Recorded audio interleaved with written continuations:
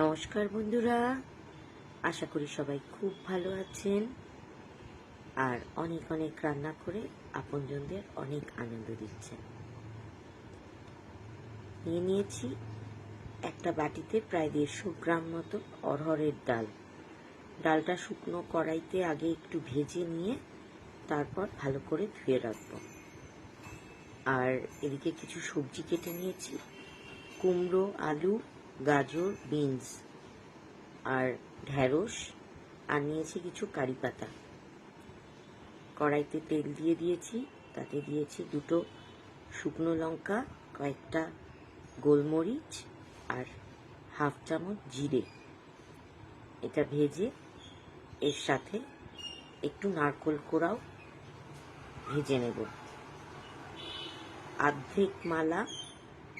আধা মালা একটা নারকেল কুড়িয়ে তারপরে সেটা কড়াইতে দিয়ে দিয়েছি।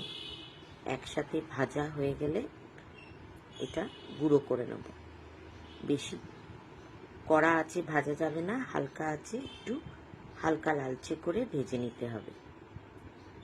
রান্না করছি একটু দক্ষিণী স্টাইলে ডাল, দক্ষিণ ভারতীয় স্টাইলে। কড়াইতে সামান্য তেল দিয়ে কেটে রাখা সব সবজিগুলো একে একে দিয়ে দিলাম। এটা একটু হালকা নাড়াচাড়া করে তেলে সেদ্ধ করে নেব। ডালটা আমি প্রেসার কুকারে 2টো সিটি দিয়ে একটু সেদ্ধ করে নিয়েছি, বাকিটা সবজির সাথে মিশিয়ে সেদ্ধ করব। সবজি এখানে যার যেমন ইচ্ছে সেরকম দিতে পারে। আমি এই সবজিগুলোই দিয়েছি, কুমড়ো, গাজর, বিনস, আলু আর ঢেঁড়সটা দেব আলাদা করে। দিয়ে দিলাম সামান্য লবণ আর অল্প একটু জল দিয়ে নেড়ে ছেড়ে ঢাকা দিয়ে দেবো। বেশি জল দেওয়ার দরকার নেই, কারণ সবজি থেকে এমনি জল বেরোবে, তাই সামান্য জল দিয়ে একটু ঢেকে দিলাম। 5-6 মিনিট ঢেকে রাখলেই সবজিটা সুন্দর সেদ্ধ হয়ে যাবে। 5-6 মিনিট পরে ঢাকনা খুলে সবজি সেদ্ধ হয়ে গেছে, তার মধ্যে দিয়ে দিলাম ডাল।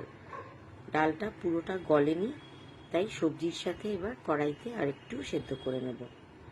দিয়ে দিলাম হাফ চামচ হলুদ এর মধ্যে।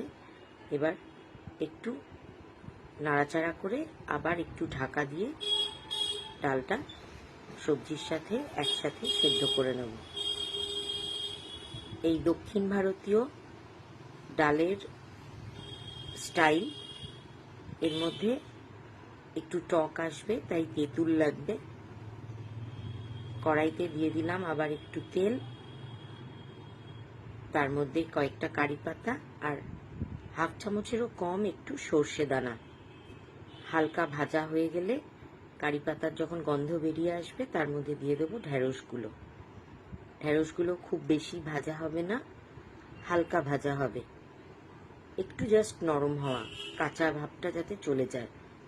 বেশি কড়া ভাজার দরকার নেই, তাহলে তাড়াতাড়ি পুড়ে উঠতে পারে। এর মধ্যেও দিয়ে দিলাম সামান্য লবণ। একটু নাড়াচাড়া করে এতে দিয়ে দেব সেদ্ধ করে রাখা ডালটা। এটা ডালের ফোড়ন হলো। ডালটা দিয়ে আবার একটু ফুটিয়ে নেব। রান্নাটা আপনাদের পছন্দ হলে অবশ্যই একটা লাইক করবেন আর বন্ধুদের সাথে শেয়ার করতে ভুলবেন না। আর যারা এখনো আমার পেজটা ফলো করেননি তাদের কাছে অনুরোধ, প্লিজ আমার পেজটা একটু ফলো করে নেবেন।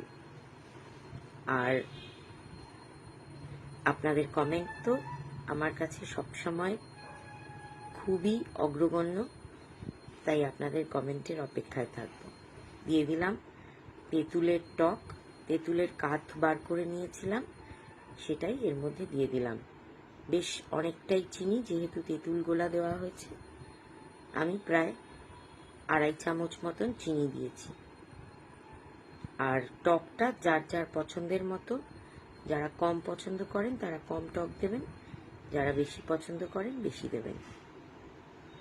তবে সামান্য টক হলে এটা ভালো লাগে খেতে। দিয়ে দিলাম নারকেলের গুঁড়ো, যে নারকোলটা প্রথমেই ভেজে নিয়েছিলাম গোলমরিচ আর জিরে আর শুকনো লঙ্কা দিয়ে, সেটাই মিক্সিতে একটু গুঁড়ো করে নিয়েছিলাম, সেটাই এর মধ্যে দিয়ে দিলাম। এবার ডাল আমাদের তৈরি, নামিয়ে নেবার পালা। খেতে অত্যন্ত সুস্বাদু, ভাত, রুটি, পরোটা সবকিছু দিয়েই খাওয়া যায়।